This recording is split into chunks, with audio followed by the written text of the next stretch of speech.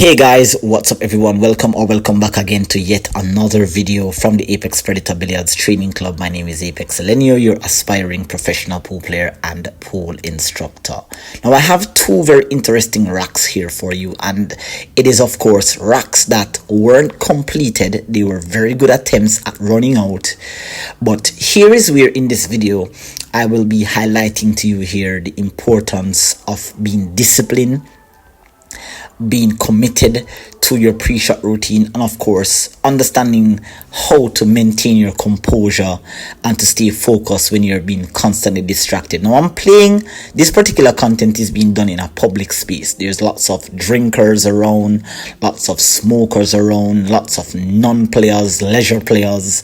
Only the players that are actually in this particular event here actually took the game serious, and I ended up actually trying to run a rack, which was a pretty good attempt, but I got distracted so many times mentally and I faltered. Now be sure to hit the subscribe button below if you like these particular videos where I share my experiences with you. Do not forget to hit the like button, leave your thoughts and comments down below. Let's jump right into the rack to see exactly what went on in this encounter. So a nice break there, knocking in the one ball. That was a powerful break there on that 10 ball. I'm actually playing with one of my very respectable opponent, Orion Spades Rodney. You would have seen him knock a couple of videos on my channel. Not a lot, because he doesn't live exactly where I'm living. He lives in another parish which is about 3.5 hours away, or 2.5 hours away, so we don't get a chance to do much content together. But he's a really good player. He's currently not in the best of health at the moment, but he definitely knocks it when he can. Now let's get into it here. I potted the one ball on the break, and now I have the two ball, and I'm going to be potting this into the side rail coming out, and you can see that the cue ball, that draw shot, was a bit heavy. I am going to, for the first time, I'm really going to take accountability. I'm not going to take accountability for where my cue ball landed, because the table plays really fast. It's very bouncy, and you definitely want to stroke the ball instead of roll the ball. I stroked that two ball really nice, and I landed a little bit awkward here on the 3, but my shot making ability once again comes in handy, where I pot that 3 ball really nice then. And I think that's where mentally I was a bit shaken up. A lot of you guys would be like, okay, so you potted the 3, you're now back in line. I'm not actually back in line, because I have to be recovering each and every shot, and any pool player will tell you that from one bad shot comes another bad shot, until you're way down to where you don't have a choice. You end up back in line. Now here, knocking the 4, the long pot on the 4 here, and I'm now on the 5. I have a half a pocket here, so you'll see that I just go around to look if I could stop the cue ball near to where the 5 is, maybe stun follow a little bit. I should be able to get a perfect angle to hold for the 7. So you can see it's a half a pocket. I'm getting down, getting up, getting down, getting up, but I should be able to pop the 5 here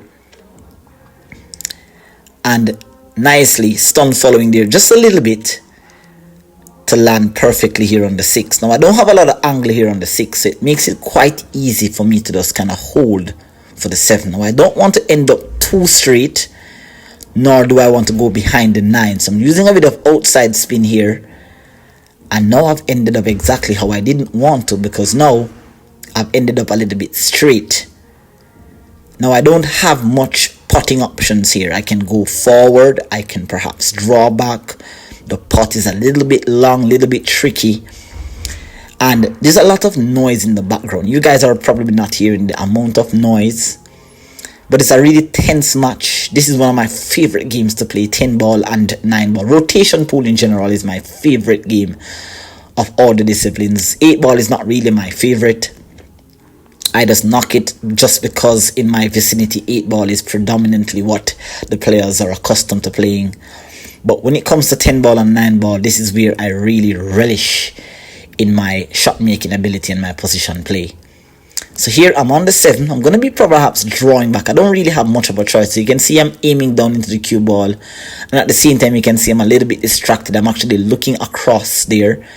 A player kept walking by, kept moving. That player, that young man there, He was just minding his own business, actually. He was just listening to the music, but he kept walking across the shot and across my shot line. And he's so very unaware. You know, you just have to be a little bit disciplined. There you can see another player walking across while I'm about to execute.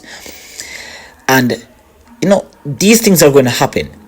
When you're in an environment, you've got to be able. This is the culture that I actually play pool in.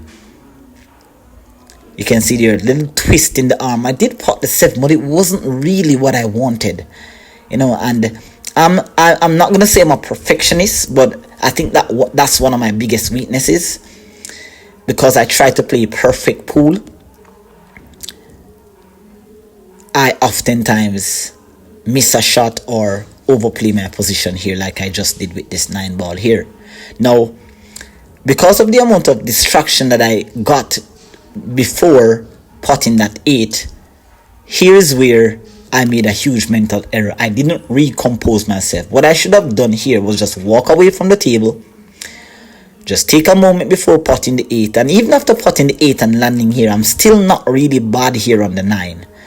I can't pot it into the side because it actually scratches into the corner. Well, at least it looks like it's going to scratch into the corner. And I think I overcompensate for the cut. I was trying to do a bit too much here. You can see I'm going for the 9. And I'm using right spin here. Left spin, pardon me. And I'm so very disappointed there because I really wanted to nail this rock. And it got me really irritated a bit. Got me really irritated, actually. Because the players who are causing the distraction are not actual players. They are just patrons, minding their own business. They're not really pool players, so to speak. But you have to be, you know, I learned a valuable lesson from this. And it's really that when you're being distracted, even though you're not supposed to at the highest level, when you're being distracted, you've just got to take a moment, take a minute, ask the player to just walk outside, ask your opponent to walk outside to compose yourself. And that's what I learned from this. And I know that Spade is going to really capitalize on this error. I've left him in an awkward position here, where he has to use some sort of fancy spin shot here to get back onto the 10. You can see that young man again walking past while Spade is shooting. So he apparently is completely unaware of what is at stake here. Oh, that was a beautiful shot. What a shot there by Spades. Using inside draw, spinning 3 rails to that fact. And landing perfectly on the 10. I was really impressed by that shot. Nothing fancy, but it's something that really requires. And he's playing into a very acute pocket. Oh, that was really nice. Ooh, and he almost scratched. I almost got lucky there, and I would have been very disappointed and really happy at the same time, because to know that he played such a really good shot to land on the 10 and to scratch like that would have been heartbreaking. But you know, I learned something valuable from that, and the distraction was really heart-wrenching there. Just looking back at that rock alone pains my heart. But we have to move on. Of course, I showcase these videos because I have so many moments in my pool career that I didn't caught on camera that were really exceptional. And I've also caught some moments on camera that can be very heart-wrenching to watch back. Alright, so I've shown you the bad. I've shown you the weak point in my game there. The point where I was unable to complete a very elementary rock, so to speak. Got out of line, got back in line, and then failed to run out. Of course, now we're going to be looking at another player that is in the same match, actually. Now, I have to do a little bit zoom on the camera because there was a bottle that apparently landed in front of the camera, which I was very unaware of. Now, after the recording, I realized that, hey, this is going to make the editing a bit awkward. So I had to really zoom up onto the table here to try to get that bottle out of the picture completely.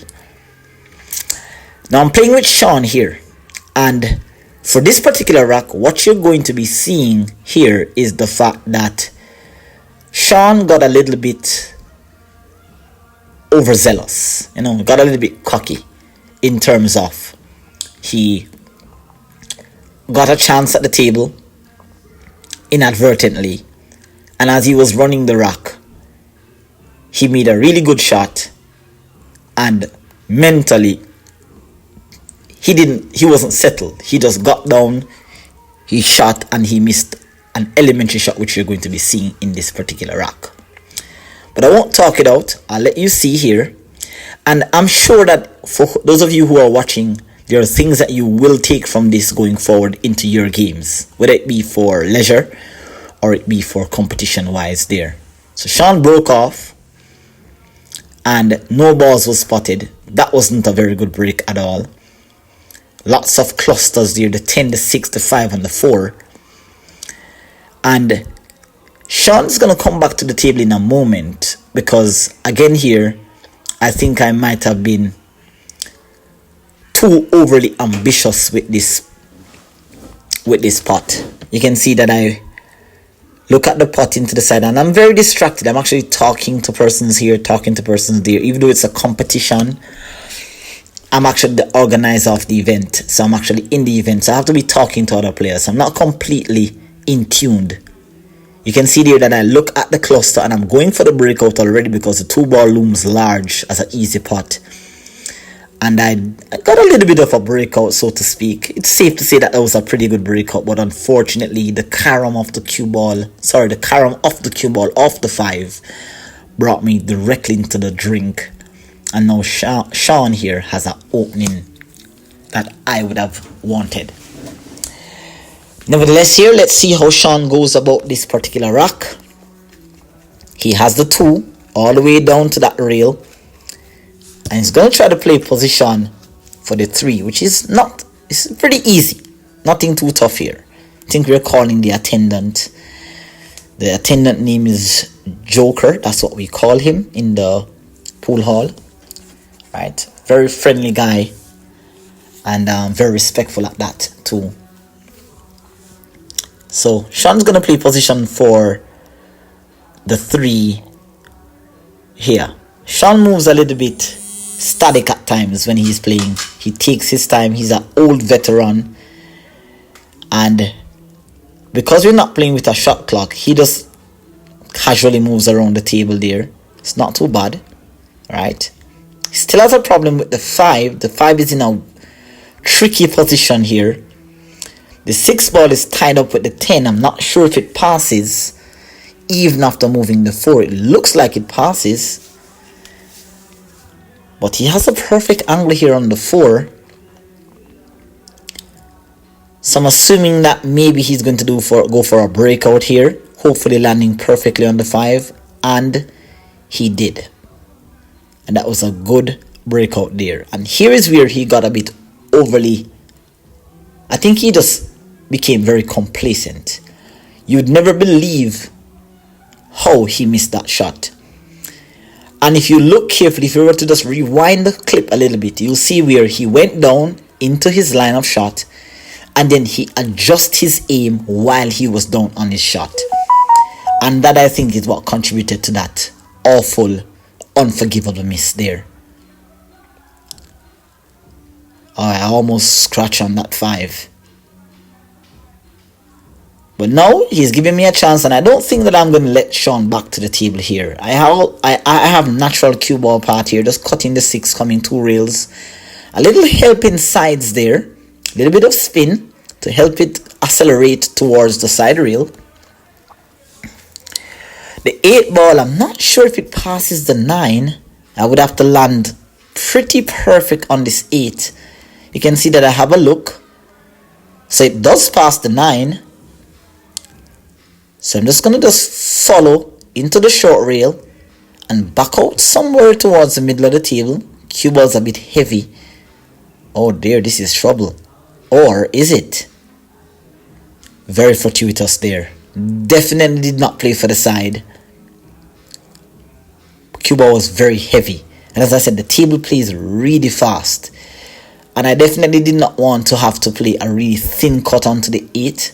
But I have a very acute cut into the side here. Just knocking it in. Oh dear, oh dear. So I'm still okay. I'm kind of a little bit antsy there with that shot. Gonna play a 9 ball here. A little bit of spin. Way too much. You can see that I'm pointing that I needed to just kind of land directly towards the 10 into this bottom left. And that spin didn't do any justice. Now just looking back at this, it would have been a lot better if I had just played for the side pocket. You can see I'm just looking up into the sky here. And I'm actually calculating. Believe it or not, guys, I actually calculate when I'm playing. A lot of persons don't really believe that I do. But for everything, because of the way I've been practicing for years, I practice using numbers, fractions. So what you saw me doing there, looking up into the sky, was that I'm calculating how much of a cut angle this is. Oh, that was nice. Really nice there. Really good recovery. 2 bad positional shots there in that rock. But I still got out. Again, as I said to you guys, my shot making ability that I've garnered over the years is what saves me most of the time. It may not be something, I think that developing a high level of shot making ability is really what's going to help a lot of players to run out. As you know, Joshua Filler is the world's probably the greatest shot maker you'll ever see. But here we go. Until next time, I'll see you in 2024. Take care. Bye bye.